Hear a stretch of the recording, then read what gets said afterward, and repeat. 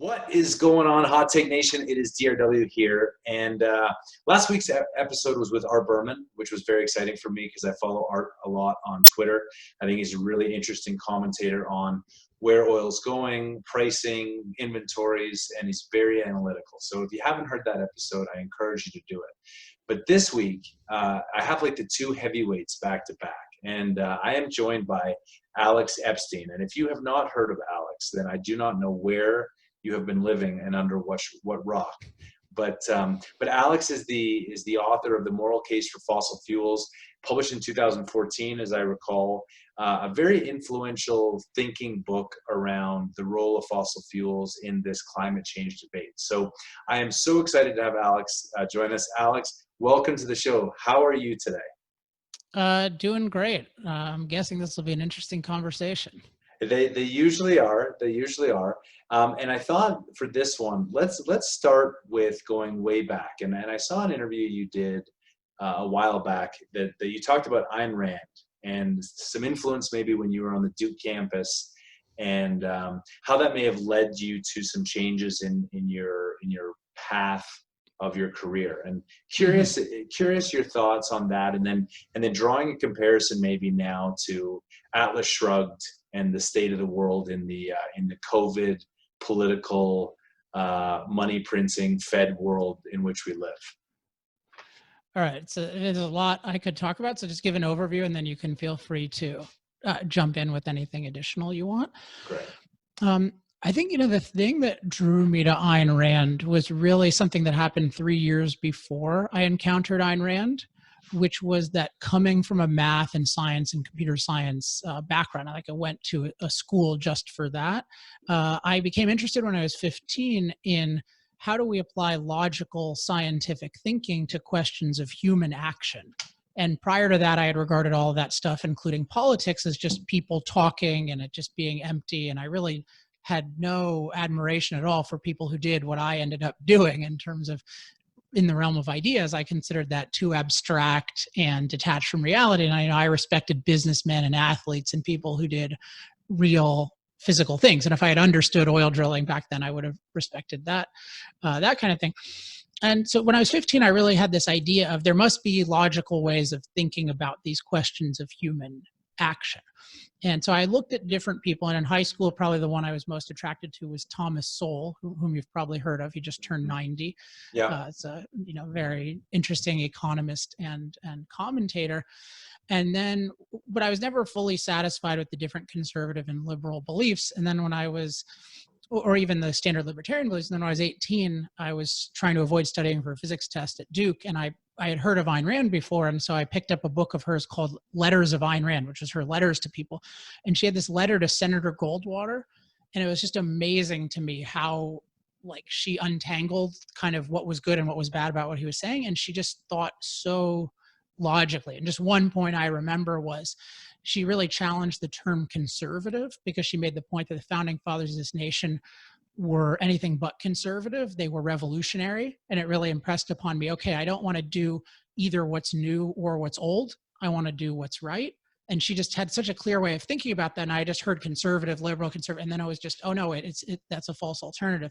So just one little example of how I just had this thought of this person is on a different level than people I've encountered. And then I ended up reading Atlas Shrugged and almost everything else by her, and really just her way of thinking about things. And maybe one thing I can draw attention to, because it influenced me later, was she's very focused on the question of, in any context, what's the standard by which you're evaluating a question? So in fossil fuels, I've somewhat become known for saying, hey, when we're looking at our impact on climate, is our standard we want to minimize our impact as much as possible? That's the goal? Or is our goal to maximize human flourishing? Because if our goal is to maximize human flourishing, it may be good, even if we have some impact on climate, even if it's somewhat adverse, the overall impact on human life and the planet as a human environment may be good. And so just that was one example where she's always focused on, okay, what standard are you evaluating decisions by? And that helps with anything from COVID to oil to climate change. Well, and that was why I thought starting there was so interesting, because I had heard you mention the the founding fathers and the letters, and sort of the very novel and differential approach. And it has been interesting in the last couple of weeks, certainly, where we've been seeing statues and some of the founding fathers be torn down. And as you talk about the trade-offs and some of the balance, and like, what is the overall objective? Are we trying to make our standard of life as high as possible, or as limited impact as possible? And it doesn't seem, society hasn't really kept up with the way things change. So certainly by today's standards, perhaps George Washington and Thomas Jefferson wouldn't be considered the same influential leaders as they were, but that's judged against the standard 250 years from now. So, or from then. So I think about it from the book you wrote and the moral case for fossil fuels. And how do you think that really, since oil became the driver of our economy, maybe post World War II to today, how do you think the standards have changed around what society thinks is an acceptable trade-off? And do you think that we've gone too far? I think if we take this issue of how are we judging, you can think of it as what standard are we using for our relationship with the rest of nature. And so I think of it as I call my own standard a human flourishing standard, which means human beings living to their highest potential. So I think of it as I want the relationship with the rest of nature that's most beneficial to humans. So that's neither an adversarial relationship exclusively, nor a cooperative relationship exclusively. It totally depends. Like, you don't want to cooperate with the coronavirus, right? And even if it is of, quote, natural origin, but nor do you want to do something where you create a coronavirus. That's making your world worse. And you have to think about everything in terms of, sometimes it makes sense to preserve an animal. Sometimes you need to kill an animal to survive. And I think it's so you can think about what's happened is, I think generally the philosophy I have toward these things, where we should have a human-centered view of our relationship with nature, I think that was the predominant philosophy in this country for a long time.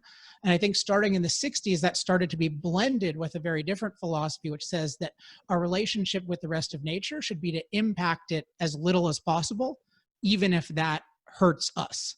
And I think most people have a blend. So they think, okay, well, sometimes we want to benefit humans and sometimes we want to minimize our impact. But I think in practice, the minimal impact is really dominating our thinking. And so one example I think about a lot of this is 3 billion people in the world have virtually no energy. I mean, you and I know how fundamental energy is to human beings' ability to produce and therefore to flourish.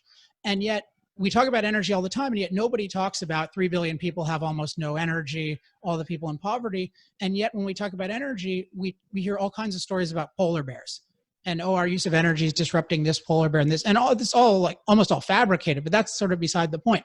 Why is there so little concern for billions of human beings' ability to get energy? And there's so much concern for a very remote disruption of nature. And polar bears are my favorite animal. That's serious. But even so, there's something off, and I think it's because our standard is minimizing our impact, leaving nature unchanged. I think it's ultimately an anti-human standard. I think that's come to dominate.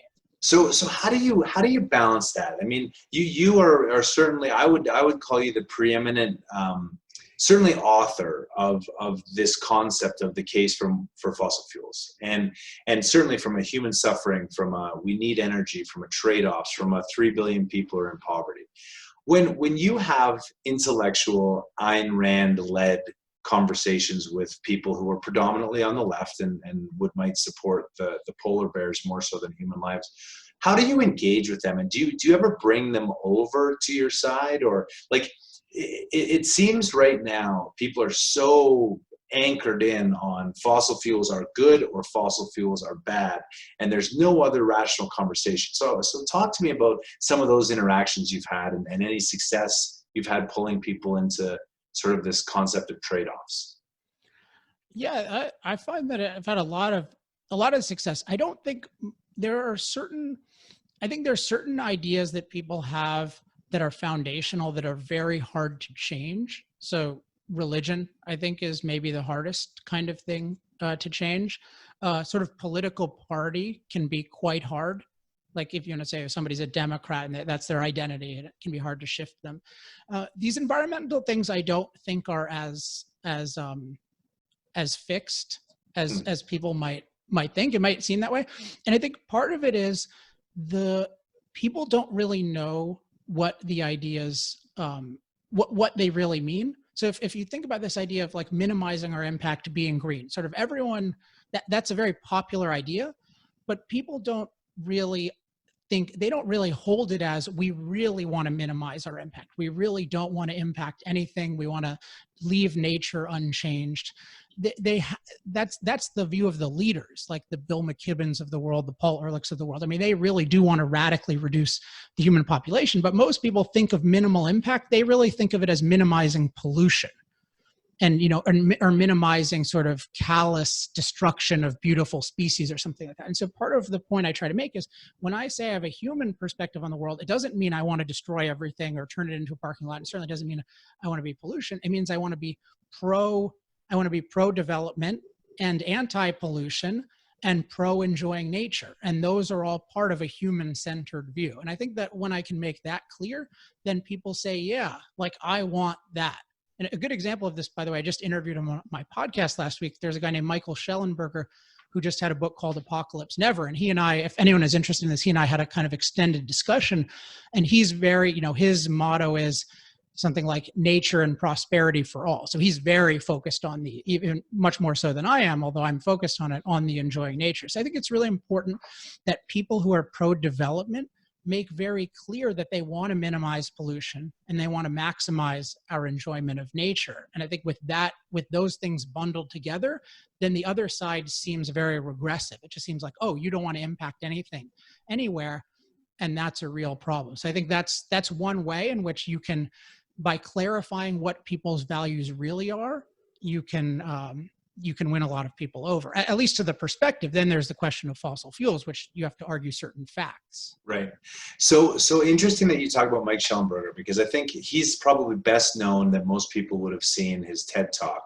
I think he was if we're talking about the same guy, he was Yes. big proponent of solar, wind, and sort of came to the sort of organic conclusion that nuclear power was sort of the only path forward.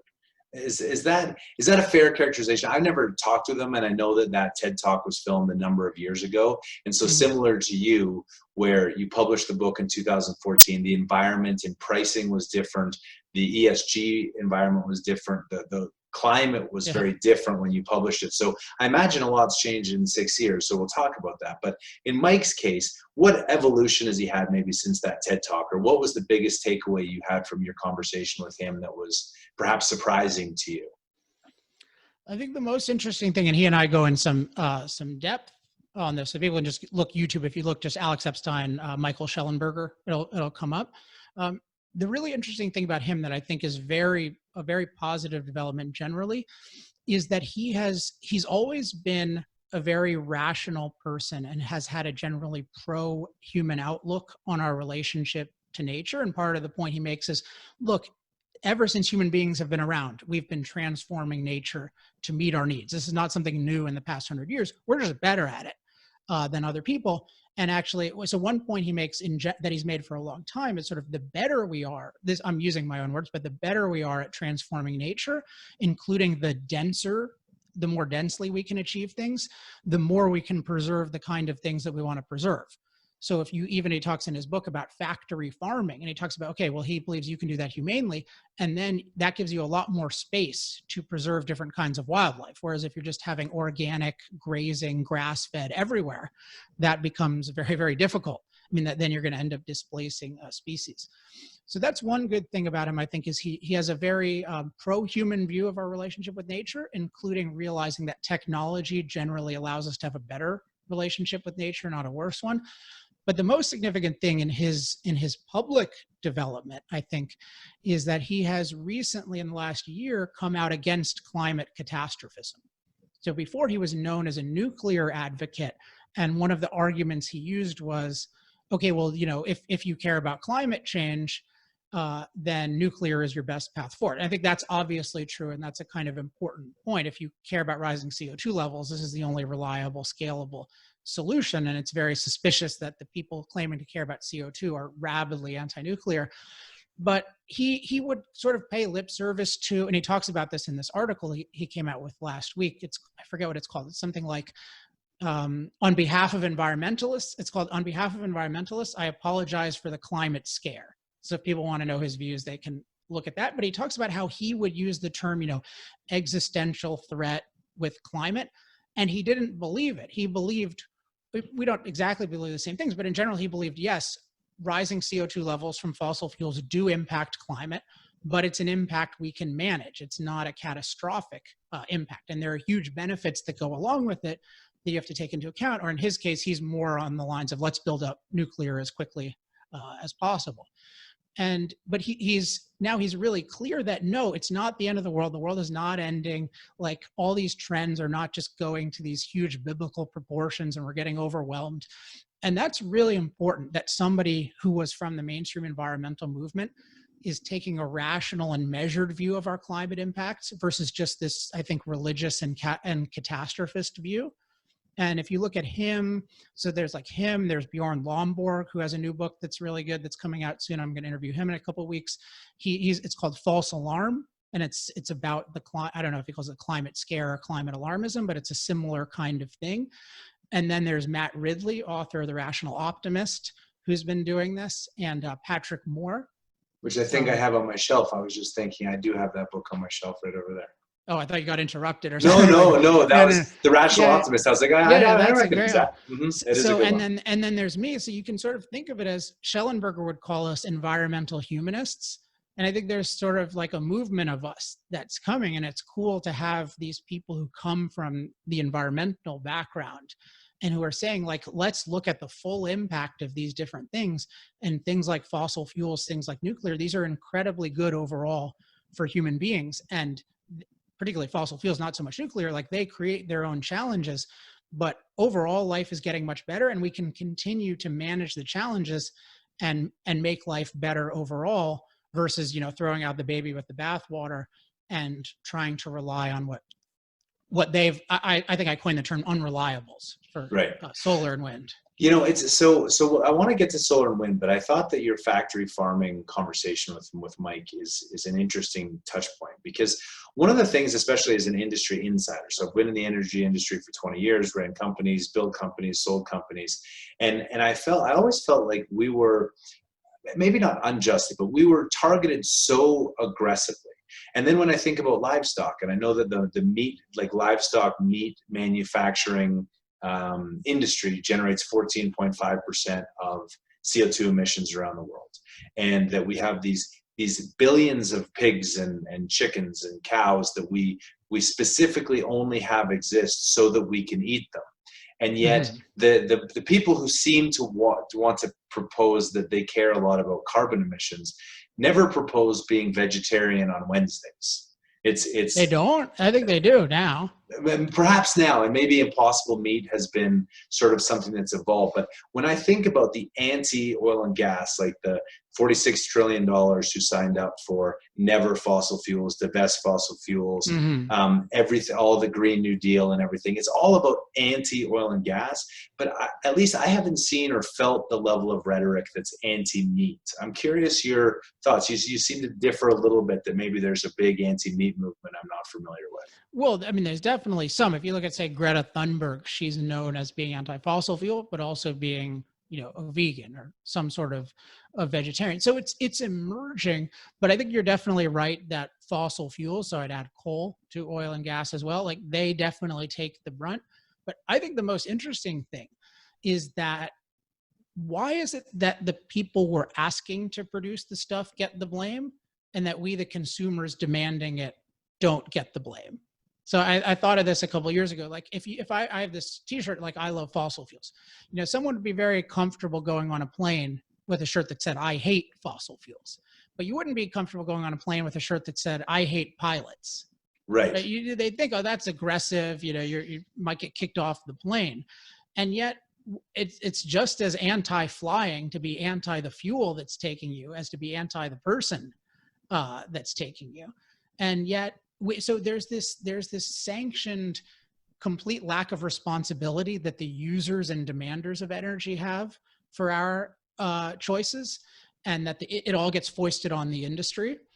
And I think that's something that can be challenged, and that's important to to do. And you see in the climate lawsuits, for example, this comes up where it's just like, oh yeah, Exxon foisted, there's all kinds of lies there, but like Exxon foisted this on us. Like, no, it's more like we said, we want to fly.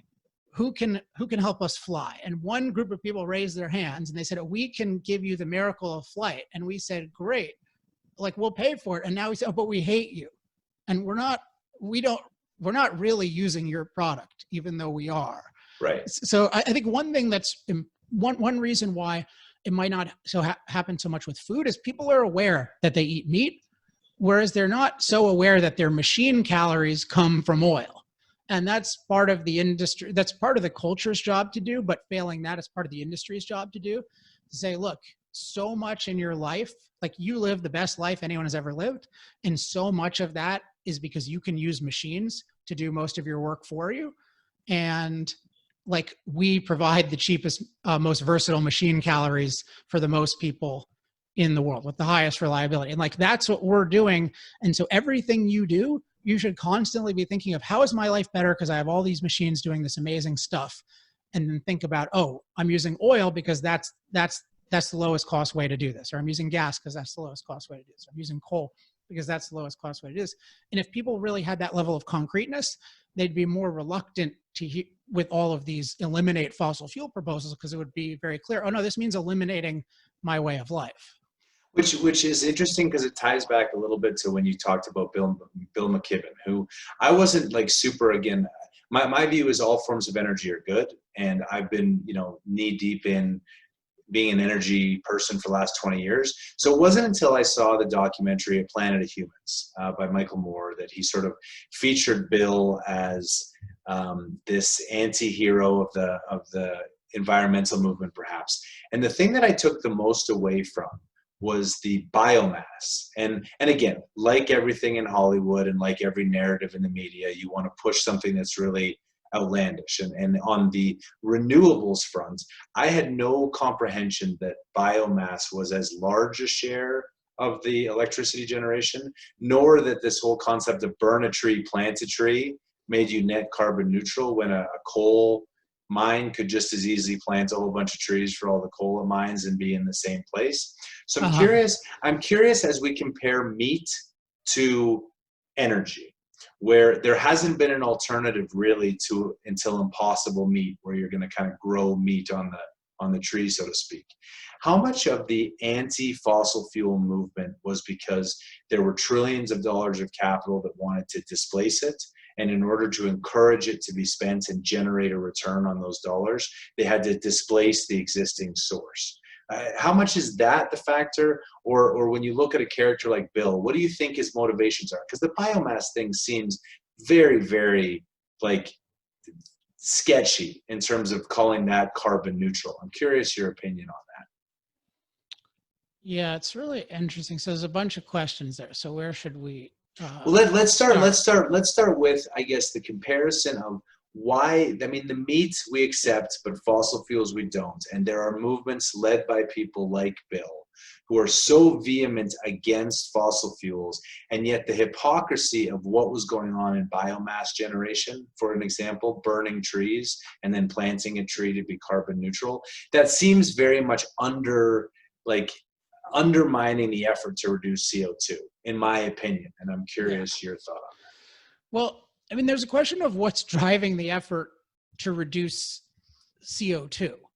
Like, is it really? So one, to take the issue of a standard, like one issue could be it's a genuine concern that rising CO2 levels are going to lead to such dramatic changes in climate conditions that they'll overwhelm all of human beings' adaptive capacities. Like that's one kind of view. Now that view's been around for about 40 years, and it's made a lot of predictions, and the predictions haven't been true. And what we've seen is we've become actually safer and safer from climate because our adaptive abilities keep increasing, and that far outpaces any changes that are happening in climate, which I think are real, but they're mild by comparison. It's sort of like if you think of climate danger as a disease, it's like the drugs are evolving really quickly to fight the disease. And even if the disease is getting 1 or 2% stronger, it's like nothing compared to your capability to adapt to it. So I think that the people who've been following this for a while, they don't really think that this is going to make human beings extinct. I think that they've convinced the general public it's going to make human beings extinct, or it's going to be really bad for us. But I think their focus is much more, they think it's wrong because they think it's wrong to change nature, period.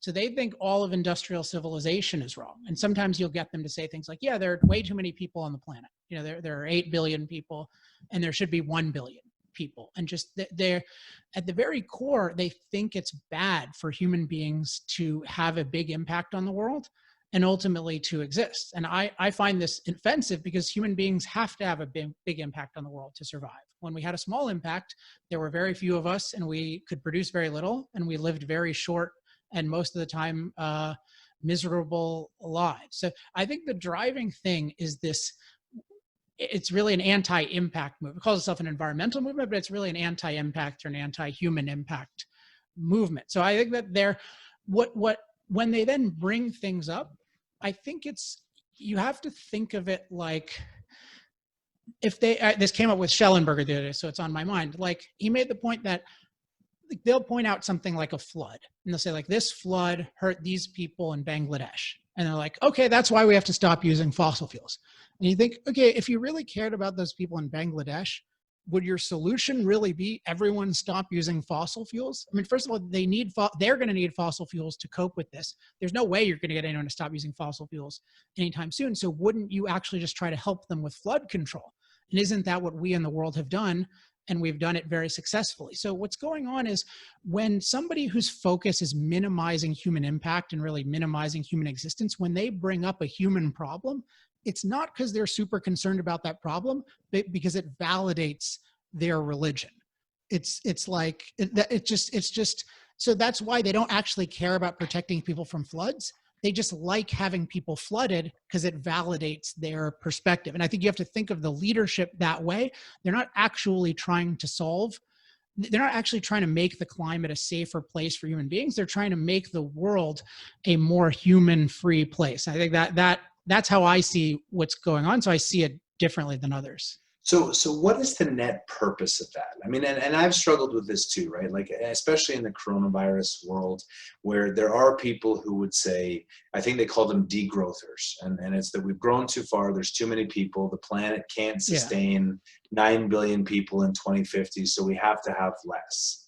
But 1 billion feels like a very big stretch. And it's a weird thing for a human to advocate wiping out 80% of people in a way, and for them to have any credibility in the media. So it's like, what is the objective? Like, why are these people continuing to be put forth as role models or get airtime or drive the media agenda when, you know, the destruction of 6.5 billion people on the planet Earth to get to a place where we have zero impact seems very anti-humanitarian. I mean, you could draw comparisons to figures in history, and people who've killed a lot less than Thanos are not very well thought of, right?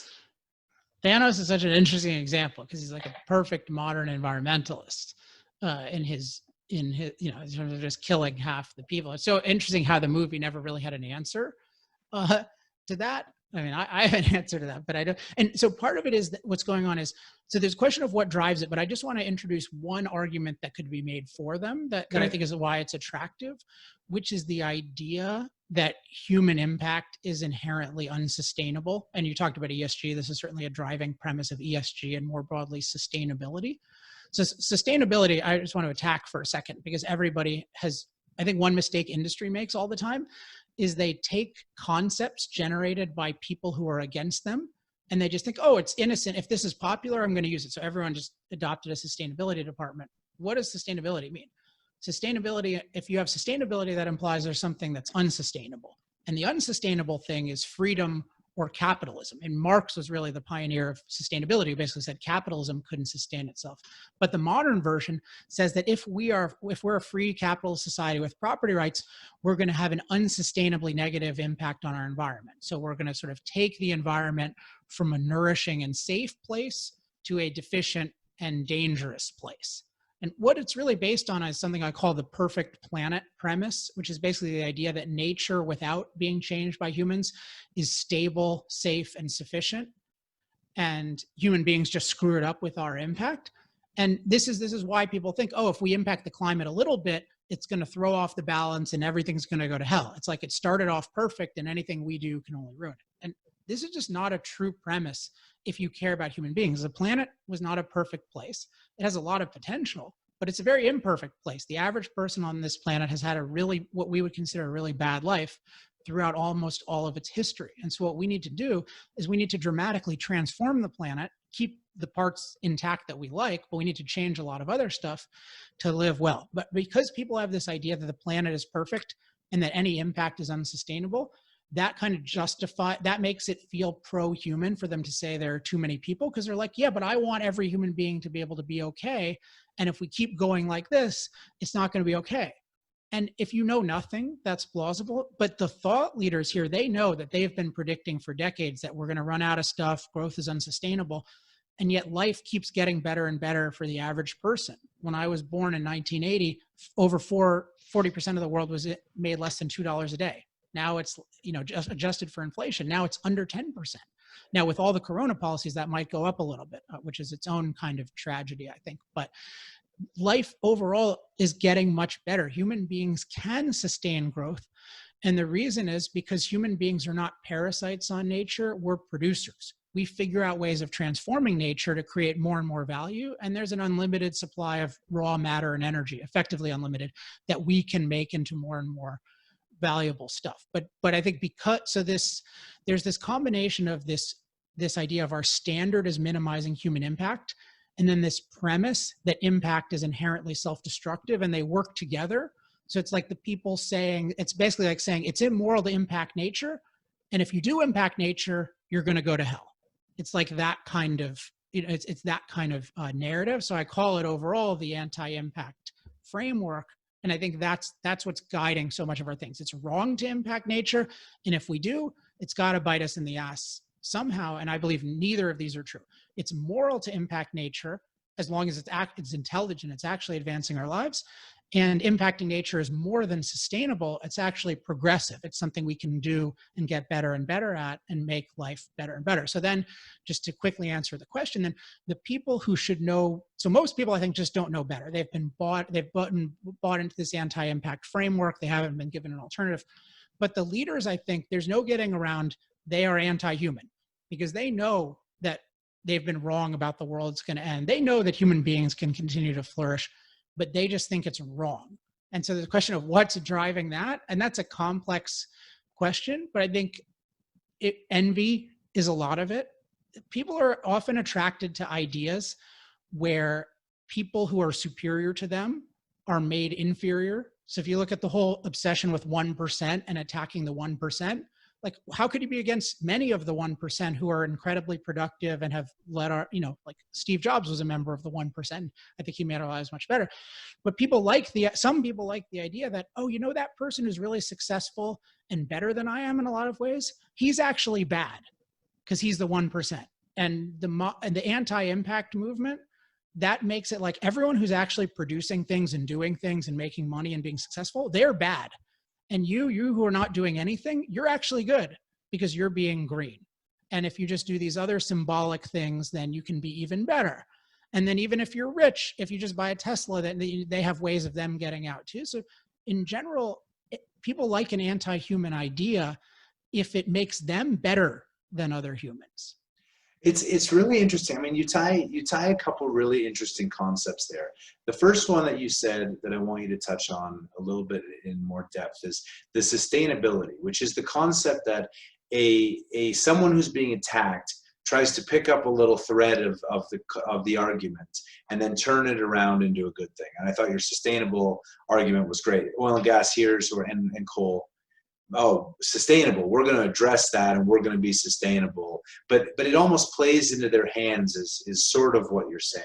Is that more than almost? I mean, it 100%. So how much do they willfully pick a campaign that does these concepts? It's like, we want them to start using our words so that we can really subvert them in a creative way and not realize it. Like how willful and planned is the campaign using sustainable as an example? Let's look at the ESG movement, because there's just a very recent and definite history to this thing. So, a lot of them, if you take like the ESG climate movement, a big moment in this was in 2012. Bill McKibben had a very prominent piece in Rolling Stone.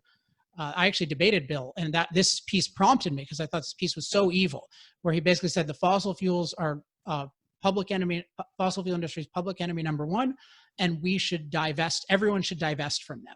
Like, we should pressure the companies by saying, you're immoral, doing business with you is worse than doing business with racist businesses in South Africa, or businesses in South Africa that were involved in apartheid.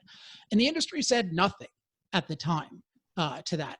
But what happened is there were these different threads of the divestment movement. So one was just the McKibben type, where no company is going to make terms with the McKibben direct, because he's just saying you shouldn't exist, you need to go out of business now. Maybe if they did 10 times what BP or Shell are claiming to do, maybe you would do it, but in general it's obviously incompatible. But then, instead of challenging this idea that you should divest because we're immoral, there are kind of more middle of the road people who say, okay, but you're partially immoral, yeah, we do need to get rid of you. Of course you agree on that, you're not, so you need to be more sustainable. So just give us a sustainability plan. And then the kind of consultants say, look, you don't have to be off fossil fuels anytime soon. Nobody's taking that seriously, but you definitely need a sustainability report. You need to talk about all these things. But if you look at it, what does sustainability mean in the context of energy? It means non-hydrocarbon. Sustainable energy basically means non-hydrocarbon energy, also means non-nuclear energy. But that's sort of the core of it, and the obvious core. But I think people often think if they don't take ideas seriously, they can be really clever. So they're like, oh yeah, we'll adopt sustainability, but we'll just adopt our own thing. And we'll talk about how we built a school in Angola or whatever. And, and everyone will love it. And it's like, and some consultant will convince them, oh yeah, that's going to do the trick. Like, right. These investors, but no, the whole narrative these investors are being fed is fossil fuels are immoral because they're causing a climate catastrophe, and they're not necessary because we're having a renewable revolution. Those are the two pieces of the narrative. It's the climate catastrophe and the renewable revolution.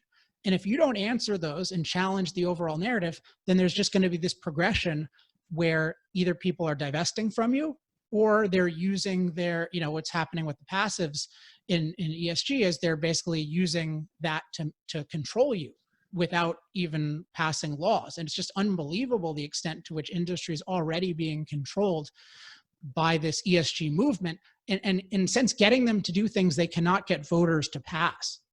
So it's just, but you see, it seems so innocent. Oh, sustainability, like as a CEO, I can sympathize. People have so much to do. They have so much to think about.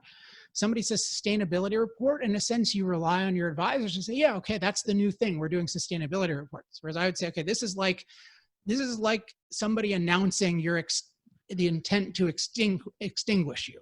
Yeah. So like, this is a declaration of war, this overall movement. And so what I would, and now their counter to that could be, well, like, isn't there something there? They're bringing up some good issues, like, maybe we could manage our methane better, et cetera. But if that's true, people with bad ideas always bring up valid concerns, always. That doesn't mean you embrace their movement.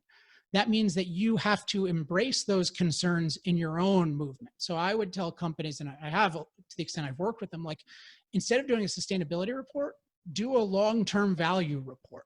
So the sustainability trades on, oh, it's good to be long-term, great, but talk about how you're long-term creating value for the world, and how what you do generates so much good, and why there's going to be a lot of demand for it in the future. Like, but frame it on your own terms. So every time you see a new word from your opponents, assume that it is a weapon against you, and don't think you're clever by adopting it in a way that seems to be convenient for the next 2 weeks.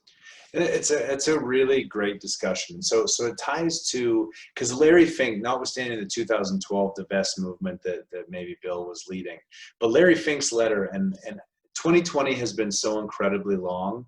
Forgive me if I misplaced the year, but I'm pretty sure it was January of this year that Larry Fink sort of wrote a letter, the head of Blackstone, to BlackRock, and said to everyone, we're gonna raise the bar, and buried in it, it seemed like an E letter, but it felt to me when I read it like a G letter, which was governance needs to change, executive compensation needs to Right. change, but it was all veiled in this E.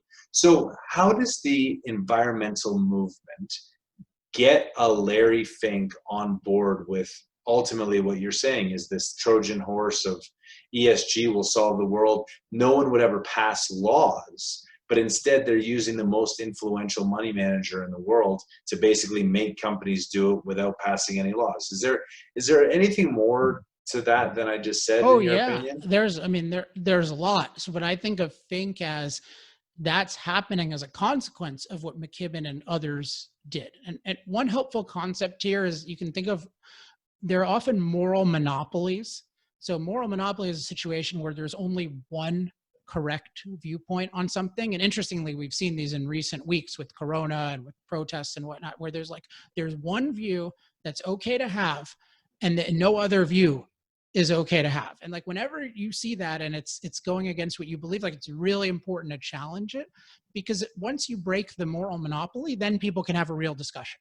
But as long as there's a moral monopoly, you just have, it's just a question of how quickly it grows. And so in fossil fuels, there's been this moral monopoly on what I would call the moral case against fossil fuels, which is that fossil fuels are the self-destructive addiction that are causing a climate catastrophe and that we need to rapidly replace with renewables.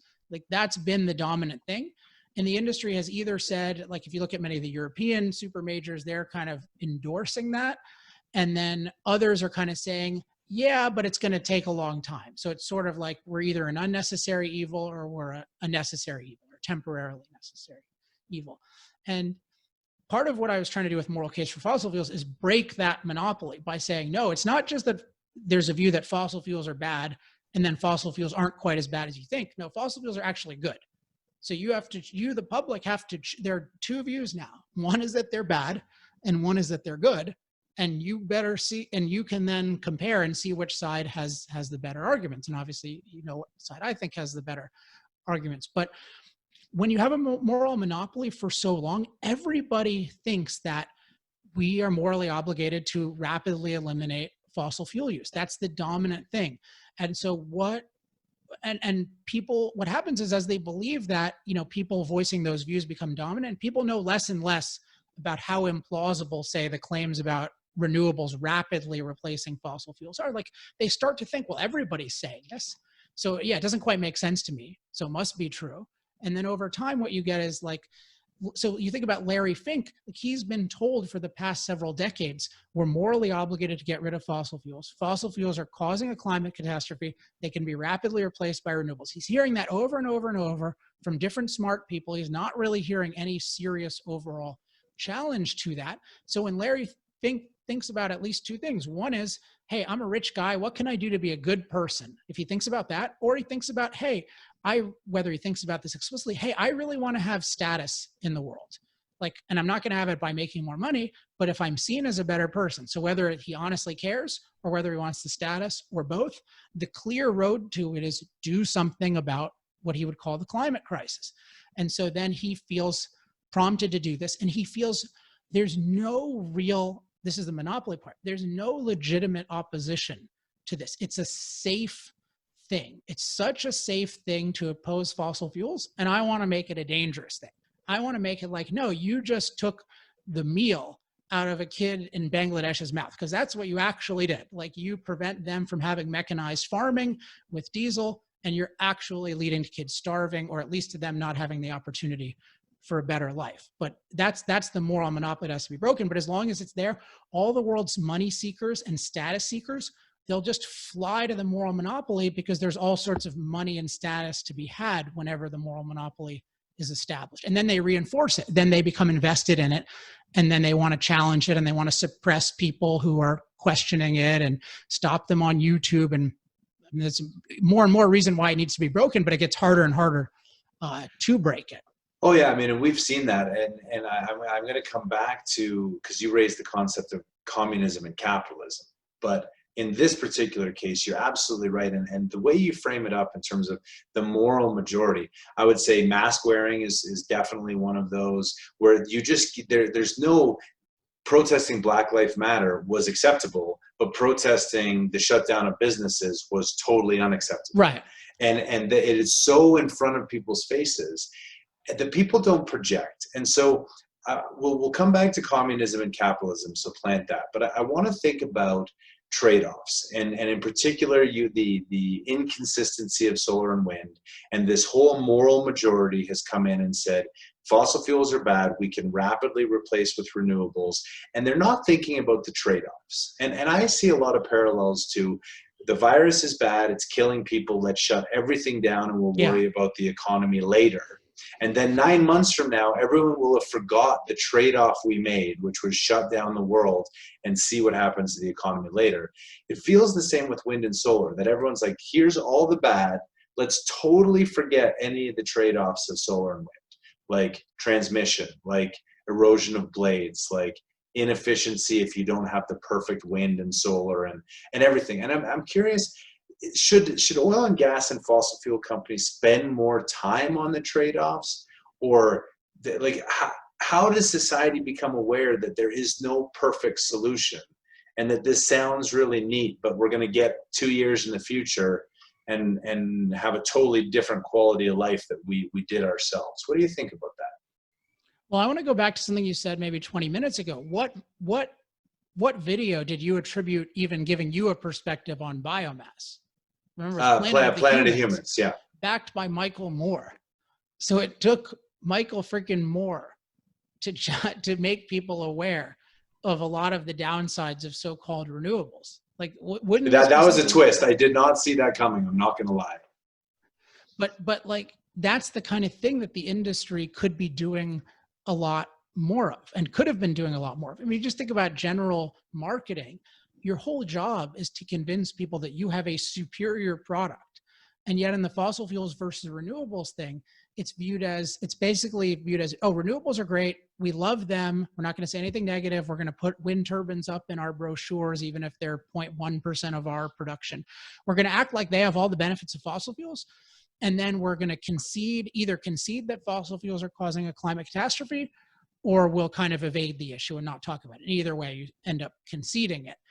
And so then, of course, people think renewables are better than fossil fuels, because if they have all the benefits and fewer or even no side effects, then why wouldn't you choose them? I mean, you would choose the drug that cures cancer just as well as chemo without the side effects of chemo. And that's the way renewables have been presented. So there are a lot of people at fault, but the industry, I think, is very wrong when somebody says we've got an equal product and it's such a wildly unequal product. People, you need to say something about that. And I don't think people have any idea how inferior renewables are in terms of, if you think about this, there's not one place in the world, real or even imagined, where these are a self-sufficient source of energy, where there's like an actual grid that's running on it. You do have that with coal, you have that with nuclear, you have that with gas, you could have that with oil if it made sense economically to do so.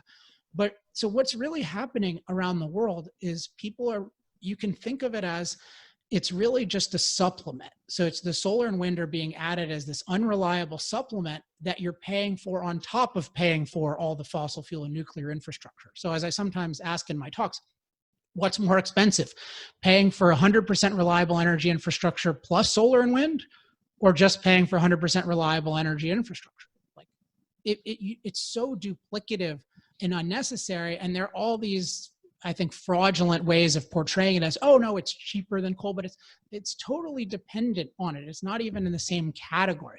Now, if you had some imaginary mass low-cost storage, then you could imagine a situation where it could be self-sufficient, but it's not that at all now. And it's really important that the industry if you're an industry where you have a product whose side effects are of concern, one thing is to make people objective about the side effects and not exaggerate them. But the other is people really need to understand that you have superior benefits that nobody else can produce. There's just been such a societal failure where people really think that, I mean, just to give an example, Jeff Bezos just decided to name, I think it was the Supersonics Arena. The one in Seattle, the new hockey. Yeah, climate pledge. Yeah, and it's supposedly all solar, and the games take place at night. Like, nobody sees any problem with this. that like this is actually a real, so the way they do it is that it's a total scam the way they do it. I mean, they just sort of produce solar during the day and then they give it to people. And then at night they take reliable electricity from coal or probably hydro or nuclear there. But there's such a low level of education about the inferiority of renewables, or as I call them, unreliables. And that needs to change. And that was the one favor Michael Moore did us, was just bring awareness of, okay, A, these things have a lot of environmental impacts that you're not aware of, and B, they're like supplemental to fossil fuels. They're not replacements of fossil fuels. So let's talk about communism and Marxism and capitalism a little bit.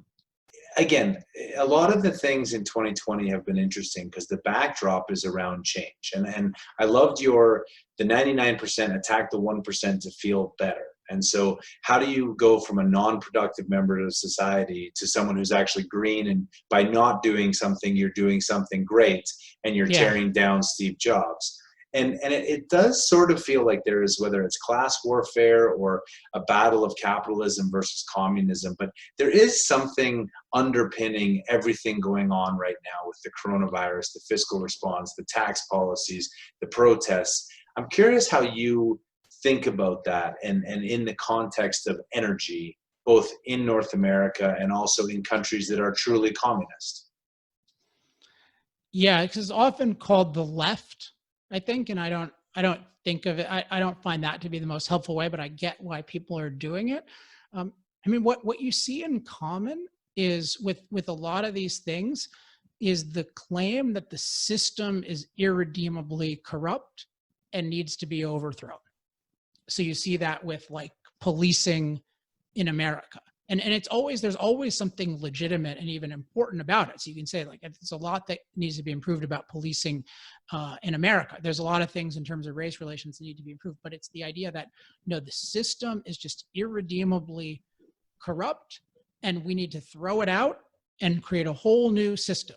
And, and that's the kind of, that's the thing there. And then with energy, it's not just, oh, there are some challenges with fossil fuels. It's just, no, we're going to get rid of this whole thing and then we're going to replace it with this new thing. And then it's all going to be controlled by the government, but then the particular elites who are leading the movement. And that's the kind of scary thing if you know anything about history, because you like these, I mean, sometimes you change the system and it's better, like I think with the American Revolution.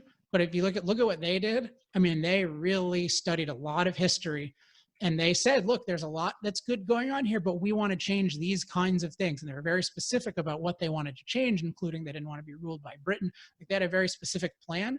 The Green New Deal is no such thing at all. And in part, what the founders did was their whole focus was, how can we create a government that liberates the individual and allows individuals to live their lives and coexist in a harmonious way. Whereas all of these things are just a handful of individuals, in effect, get to use coercive control over everybody. And so that's what always happens with the socialism and communism. It's just a few people get dictatorial control over the lives of everyone. Now they'll say it's in the name of everyone, but in effect, it's always just a few people controlling everyone.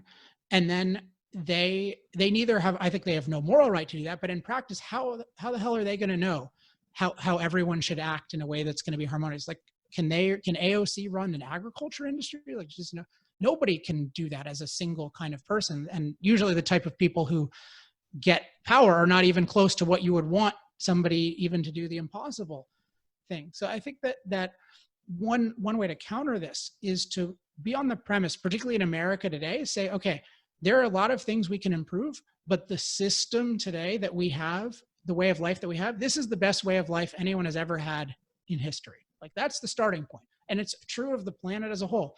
Like, whatever you think is going wrong, the planet can support more people with living longer at a far higher standard of living than has ever happened. So we should be really interested in what's made this possible, what's made it possible that it keeps improving, and let's make sure we do not get in the way of that, because we should enjoy what we have, and there are billions of people who want the way of life that we have. And the more you can have that appreciation of what's good and an interest in what's working, then the more you can show that these people who are saying destroy the system, that these are the worst kind of people, because they were not capable of creating the good things about the system.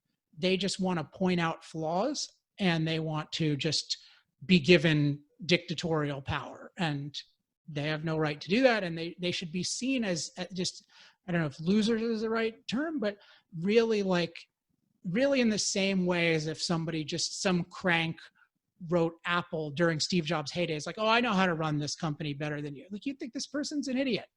And just that, even with the police stuff, just random people thinking, oh yeah, I know how all the police departments should run. Like, maybe somebody does, like you don't. And if you did, you would explain, okay, this is why the police are so valuable. This is what they do that's good. These are the problems. Here's how we're going to fix them. Here's how we're going to build on what's good and improve it. But anytime somebody says, in a system like ours that's working so well for so many people, anytime they say the whole thing is bad, we're going to throw it out and start from scratch, you know that's wrong, and we should be able to portray it as a very wrong type of perspective. So what drives you now? I mean, you wrote this book in 2014. I think it's been incredibly influential. Certainly the industry probably hasn't taken the level of advice that you would have passed. And the big takeaway I had was sort of the marketing efforts where, like, as taboo as this is because of the moral high ground or whatever you want to call it, but industry really needs to come out and say the unreliables have these issues and this is why they're a problem, and just like fight it full bore. That's sort of one of the takeaways. I think that's one thing. I mean, overall, it should be, hey, we're not an unnecessary evil. We're not a necessary evil. We're a superior good. Like, we are making the world a better and better place to live, and we're proud to be doing that. And we advocate freedom so that, you know, we can get better, so that people can outcompete us. It's not that we need to use fossil fuels forever, but what we're doing is really good. But in terms of what drives me, so I'm working on a new version of that book. So I call it privately Moral Case for Fossil Fuels 2.0, but it's probably just going to be revised and expanded. And so I'm finishing that up now. And I've spent more time on the revision than on the first one. So in all these years, I feel like, look, that book had a lot of influence, but as you indicated, not nearly as much as I would like. So I thought, well, that's the most effective thing I did. So maybe I can try to make it 5 times better, and then see what I can do with that. And the other thing I'm working on right now, in the near term, is I'm working on a project to try to influence the energy messaging this election. So I've set up a little shop where I'm volunteering to help different kinds of candidates with their messaging. So if people are interested in that, they can email me at alex@alexepstein.com. But I'm sort of creating some, like, on maybe the 12 or 15 or 20 biggest issues, like Green New Deal, green recovery, renewables, like having just 1 or 2 pages of what I think are the key points and the key facts and the key arguments, and really disseminating those as widely as possible. Because right now, I think the anti-fossil fuel movement is so well equipped, so well funded. They've got this moral monopoly. And I don't think that the people who want to support fossil fuels, I don't think they're equipped at all. I think the industry in general has trouble equipping them. But right now, the industry is so focused on financial issues. So I feel like, okay, this is something I have expertise in. This is a place that I can be useful. And so those are my 2 focuses: the book and then messaging for this election. So how have you kept yourself busy other than writing the book in the COVID time? So you're in California. And how has that been, and how has it colored your lens around discussions and debates? Because I would think California would be, of all the states, would be probably the furthest left in terms of environmental issues. And so you're sort of in the hotbed of concepts. How have you engaged and used this time during COVID to maybe refine your message or reach out to new people or experience something different? Has it been different for you than normal? Well, so I mean, the biggest thing with COVID was just I was so morally opposed to the dominant reaction to it. I mean, I think there's a whole bunch of stuff that all the officials could have done better in terms of seeing it and that kind of thing. But once it got to the point where, okay, this is something that's not containable. It's not just that you can isolate it in some way. Just the almost unanimous reaction, particularly after Newsom locked down the state, just everybody treating these universal lockdowns as an appropriate response, I objected to so strongly. And so I ended up doing I have a podcast, Power Hour, and I devoted a bunch of episodes to that and to making clear how I thought you should think about it. And one reason I wanted to do that was I wanted to have a track record to see, because I thought that a lot of the ways that people were thinking about this issue, I believed in correctly, were very parallel to ways that they were thinking about energy. And so Absolutely. one example, but not the only one, is with the use of catastrophe models.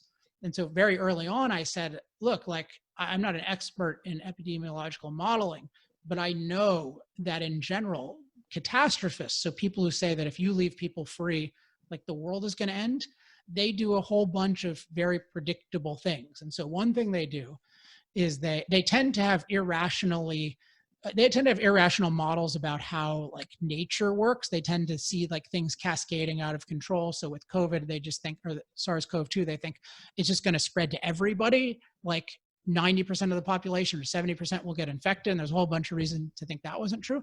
But what I knew for sure is that not all the models, but the models that get publicized by the catastrophists, they always eliminate human ingenuity. So their whole premise is that, oh, this disease is going to be spreading around and people are just going to not change anything. They're going to do exactly what they were doing before unless we lock them all down. That's the only way to save them. So they have this baseline assumption that people's behavior is not going to change, which is the exact same thing they do to make these crazy climate predictions too. They think, oh, the sea level will rise here. There's a question of whether that'll happen. But if it rises there, the thing is, oh yeah, nobody's going to change anything for 80 years. They're just going to let the sea level rise. Right, and everyone will wash away. We better get Noah because we need an ark. Exactly. So like that was just one example of several where I thought the way we're thinking about this is so wrong. And once again, as you indicated before, we're only thinking about one aspect. So part of it was the catastrophizing of the negatives, but the other part was one other part was not thinking about the full context, including, okay, what about all the benefits of people being free to live their lives as they judge best? A lot of people can rationally decide how much to distance, how to deal with this, but you're just shutting down their entire livelihood and you have no idea what the hell they're doing. And I remember you had some really good stuff early on with this that I really agreed with. And they just, the feeling I had was just these idiots have no idea what they're doing in terms of like, what does it mean to just lock people in their homes for months at a time? Like, do you have any idea what this does to children, what this does to relationships, what this does to businesses? Like, people have constructed their lives in a certain way for reasons that make sense to them. And then you're just going to say, oh, I'm changing everything about your life basically for the worse to protect you for this virus. And I'm doing it for everybody, not just the vulnerable people. I'm doing it for everybody, including people of very low vulnerability. Like, it was so irrational. And I think it's ultimately I think when the catastrophe side is still trying to act like they were vindicated. They're still trying to do this, like with the case count, like their whole standard is cases, which is diagnosed infections versus either fatalities, but really the overall, it's not just your standard can't be our goal. The goal of the government is to minimize deaths from one virus, which is in effect what it is. Yeah. So I think in 6 months, it'll be very clear that the catastrophist approach and the anti-freedom approach was really wrong. And I'm glad I was on the record, and I wish I could do more now about it, because I think the policy is so bad and it's just ruining so many people's lives. And again, these people have no idea what they're doing, but at least this is a long way of saying, like, part of what I felt compelled to do is get involved in this. And then, and so I put my book on hold for 5 or 6 weeks, and I worked on that a lot. Well, I think it's extremely important. And like you said, I love the parallels. And a lot of people, in March, when I started seeing very similar to you, and I have a different platform than you as well, but people were like, well, I really liked it when you wrote about energy. And I was like, well, first of all, yeah. because of the financial crisis that our industry was in, there's only so many times I can tell you that $30 oil is not good for any companies. But then more to the point is, the parallelism between the response and the non-consideration of trade-offs, and again, the moving sideboards. And I think you made a great point about it, is the industry can come out and say, oh, well, here's our sustainability report. See, we're doing it. And the next thing, well, now they don't want sustainability reports. They want something else. And so it was flatten the curve, which meant as many people were going to get infected, but no one was going to have the unfortunate situation where you'd go to the hospital and they couldn't treat you.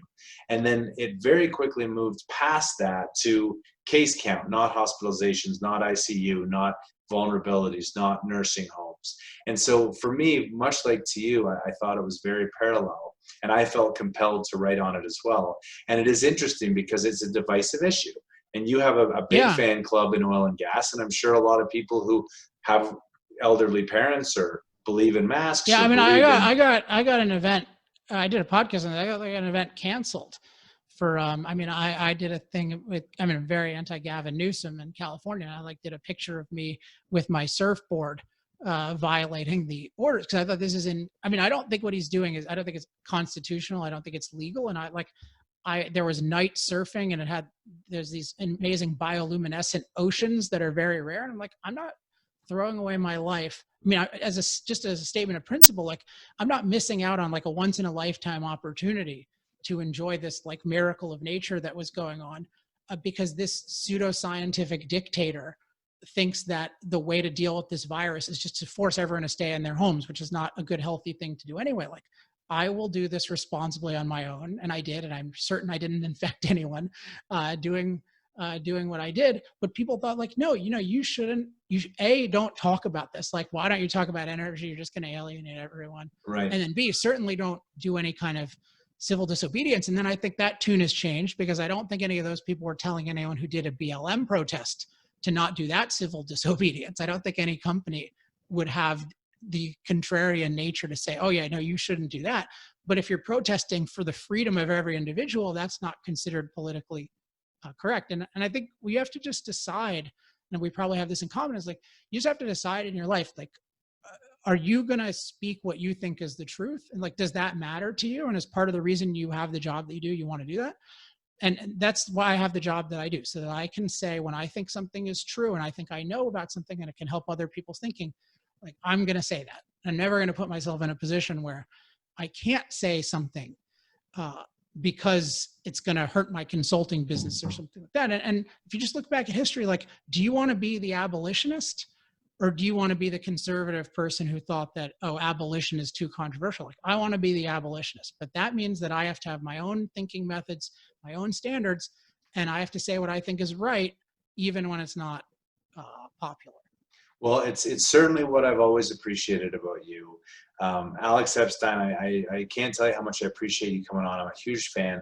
For those Hot Take of the Day listeners, part of Hot Take Nation, if you don't follow Alex, I really encourage it. I think, as you could tell from the quality of the dialogue, just the level of depth, intelligence, rational thinking, I just think that he expands, and he's one of the great thinkers, I think, in our time, with respect to fossil fuels, but also the dynamics of the way things should work, and what you should speak up for, and how you live your life. So Alex, I really want to thank you for coming on. I really enjoyed the conversation, and I look forward to the book coming out, and digesting it, and watching you have success. So congrats on everything, and thanks so much. Thank you. And just by the way, if anyone wants to get my stuff regularly, if you just go to industrialprogress.com, that's our website, industrialprogress.com, just sign up for our newsletter, and that'll keep you plugged into everything. And yeah, thanks, David. This was really fun. Awesome. Until next time, be safe, be good, have a great day, and bye for now.